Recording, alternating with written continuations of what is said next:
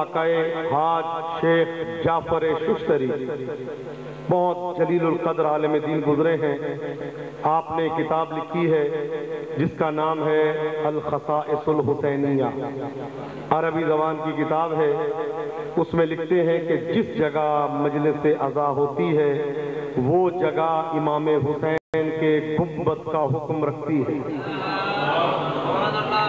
اور پھر لکھتے ہیں کہ اس جگہ مجلس کے اوپر گنبد بنا دیا جاتا ہے. جو بھی مجلس عزا میں آتا ہے فرماتے ہیں کہ گنبد امام حسین کا حکم یہ ہے کہ گنبد کے نیچے مانگی ہوئی دعا رد نہیں ہوتی.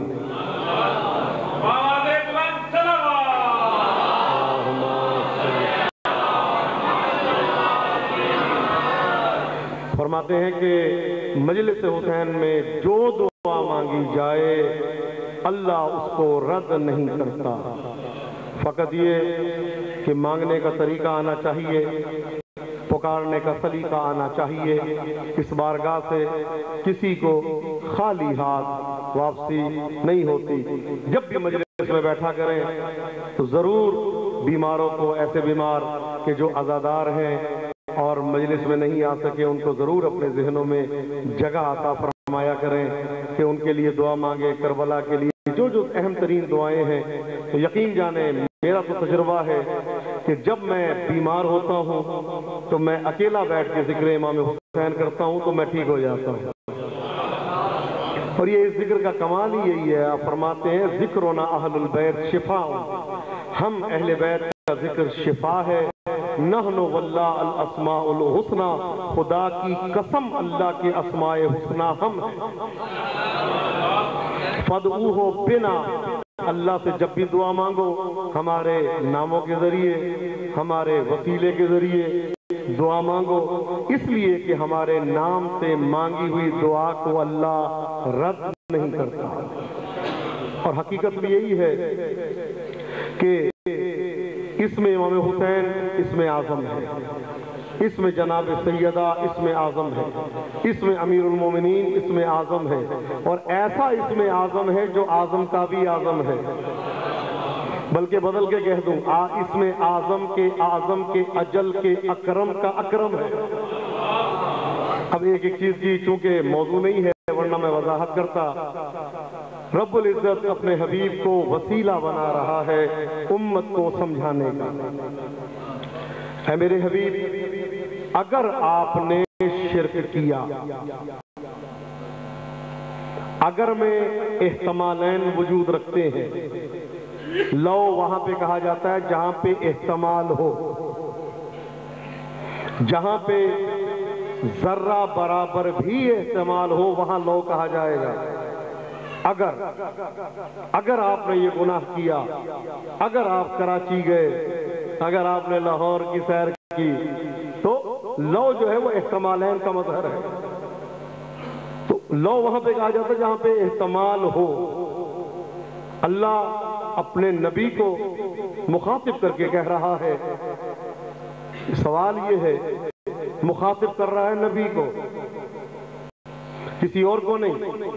کاف کا صیغہ استعمال کر کے نبی کو مخاطب کر رہا ہے, اس نبی کو کہ جس کے لیے اللہ ارشاد فرما رہا ہے ما ينطق عن الهوى ان هو الا وحی یوحى. یہ اپنی مرضی سے بولتا ہی نہیں, وہی بولتا ہے جو وہی ہوتی ہے. ما رمیت اذ رمیت ولکن اللہ رما. میرے حبیب یہ کنکریاں آپ نے نہیں ماری جبکہ آپ نے ماری ہیں, بلکہ یہ اللہ نے ماری. میرے حبیب یہ آپ نے اپنے پاس کسی کو نہیں بلایا, میں نے بلایا. میرے حبیب آپ نے اپنے پاس سے کسی کو نہیں اٹھایا, میں نے اٹھایا. علم کا حاصل کرنا ہر انسان کے لیے واجب ہے. اللہ وسیلہ بنا رہا ہے, وسیلے کا علم ہونا ضروری. وسیلہ بنا کے امت کو یہ پیغام دے رہا ہے کہ میرے حبیب میں نے آپ کو وسیلہ بنایا کہ اگر آپ بھی یہ کریں گے تو میں آپ کو بھی معاف نہیں کروں گا. تو کوئی اور توقع ہی کیا رکھ سکتا ہے کہ اللہ اس کو بخش دے گا. وسیلے کا ہونا ضروری. وسیلے کا علم ہونا ضروری. حدیث ہے اطلب العلم من المہد الی اللحد، علم حاصل کرو ماں کی گود سے لے کر قبر تک، ماں کی گود سے لے کر قبر تک علم حاصل کرو. سب جانتے ہیں ایک بچہ پیدا ہوا تو میں 4 پروفیسر لے آیا بچے کے سرحانے، ساتھ 2-4 مولوی بھی لے آیا، کتابیں اٹھا کے لے آیا، فزکس کی، کیمسٹری کی، بیالوجی کی، میتھ کی، انگلش کی، کیا کہ بچے کو پڑھائیں. اللہ کہہ رہا ہے، رسول کہہ رہا ہے، رسول کا فرمان ہے علم حاصل کرو ماں کی گود سے. بچہ آپ گود میں آیا، آپ علم دیں گے نا اس کو.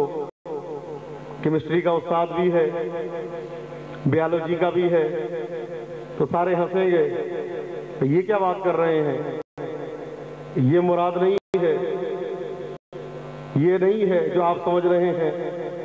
اس سے مراد یہ نہیں ہے کہ اس کو جو ہے پروفیسر آ کے پڑھائے گا، لیکچرار آ کے پڑھائے گا، ڈاکٹر آ کے پڑھائے گا، یہ مطلب نہیں ہے.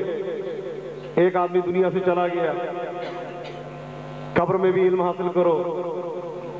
دنیا سے چلا گیا تو ہم نے ساتھ جو ہے وہ تمام کتابیں رکھ دی اس کی قبر میں، اور ساتھ 2 آدمیوں کو بھی بھیج دیا، یا دوسرے لفظوں میں یہ سمجھے کہ ٹیلی فون لگا دیے کہ جو سوال آئے ہم سے پوچھ لینا. تو کیا کہیں گے بھائی یہ مراد نہیں ہے، یہ آپ کیا کہہ رہے ہیں، یہ والا علم نہیں ہے.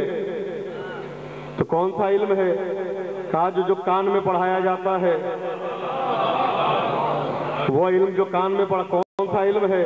کہا یہ جو جب دنیا میں آتا ہے تو کان میں آذان دی جاتی ہے،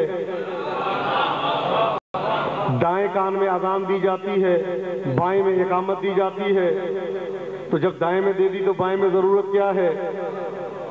تو آپ تو جانتے ہیں کہ ایسا نہ ہو بائیں سے نکل جائے. ادھر آذان دی، ادھر اقامت دی، ادھر سے بھی علی ولی اللہ کی آواز آ رہی ہے، ادھر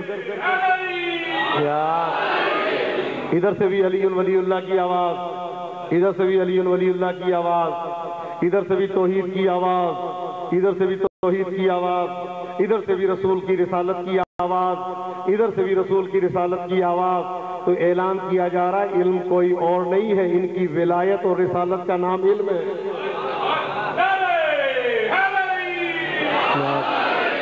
ماں کی گود سے لے کر قبر تک علم حاصل کرو، یعنی جب موقع ملے ان کی ولایت کو پڑھو، جب موقع ملے رسول کی رسالت کا علم حاصل کرو، جب موقع ملے توحید کا علم حاصل کرو. یہ علم ہے. قبر میں کون سا علم دیا جاتا ہے؟ اچھا وہاں پہ کان میں پڑھنے کا حکم نہیں ہے، قبر کے لیے نہیں ہے کہ کان میں پڑھو. کسی جگہ نہیں ملتا کہ مردے کے کان میں جا کے کہو کہ لا الہ الا اللہ، کہ محمد رسول اللہ، کہ علی ولی اللہ. نہیں کہا جاتا، اس کو ہلایا جاتا ہے، جھنجھوڑا اس کو جاتا ہے جو سویا ہوا ہو. اور جو فرما رہے ہیں جھنجھوڑ کے بتایا جاتا اٹھ اور جواب دے میرا مولا علی ولی اللہ ہے. اور جو فرما رہے ہیں، اور جو درس وہاں پہ دیا جا رہا ہے وہی درس کائنات کے والی کا ہے.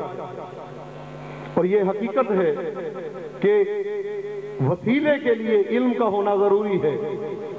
اللہ وسیلہ بتا رہا ہے، وسیلہ بنا رہا ہے رسول کو سمجھانے کا، بتانے کا. ڈائریکٹ اللہ نے نہیں کہا اے نمازیو اگر تم نے شرک کیا تو نمازیں ضائع ہو جائیں گی، اے روزے دارو اگر تم نے شرک کیا تو روزے برباد ہو جائیں گے، اے حج کرنے والو اگر تم نے شرک کیا تو تمہارے حج تباہ برباد ہو جائیں گے، اے شرک کرنے والو، اے زکوٰۃ دینے والو اگر تم نے شرک کیا تمہاری زکاتیں ختم ہو جائیں گی. اللہ رسول کو محوریت اور اکملیت اور ارفعیت کا درجہ دے کر اعلان کر رہا ہے کہ اے میرے حبیب تجھے کہنے کا مقصد یہ ہے کہ ان کے عمل ان کے ہیں، تیرے عمل میرے لیے ہیں. تیرا کوئی بھی عمل دنیا کے لیے نہیں ہے، اس لیے کہ تو اسوہ عمل کا مظہر ہے، تو اسوہ حسنہ کا مظہر ہے۔ ان کا عمل ان کی ذات کے لیے، تیرا عمل کائنات کے لیے۔ اللہ اکبر۔ ان کا عمل ان کی ذات کے لیے، ان کا عمل ریا کے ساتھ ہو سکتا ہے، ان کا عمل سمعے کے ساتھ ہو سکتا ہے، ان کا عمل دنیا کی غلاظتوں کے ساتھ ہو سکتا ہے، ان کا عمل بے وضو کر رہا ہے یا وضو ٹھیک نہیں کر رہا یا نماز صحیح نہیں پڑھ رہا۔ بھئی ہر شائبہ موجود، تیرے عمل میں یہ نہیں ہے۔ تیرا عمل عین مصداقیت، تیرا عمل عین مظہریت، تیرا عمل عین اکملیت، تیرا عمل عین ارفعیت، تیرا عمل عین ادرجیت۔ ماشاءاللہ پڑھے لکھے حضرات تشریف فرما ہے۔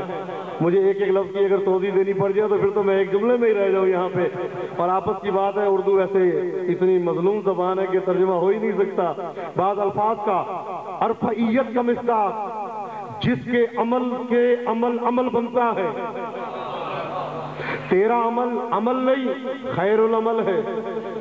تیرا عمل، تیری زکوٰۃ نہیں، سبب قبولیت زکوٰۃ ہے۔ تیری نماز نہیں، سبب قبولیت نماز ہے۔ تیرا روزہ نہیں، سبب قبولیت روزہ ہے۔ تیرا عمل تیری ذات کے لیے نہیں، کائنات کے لیے۔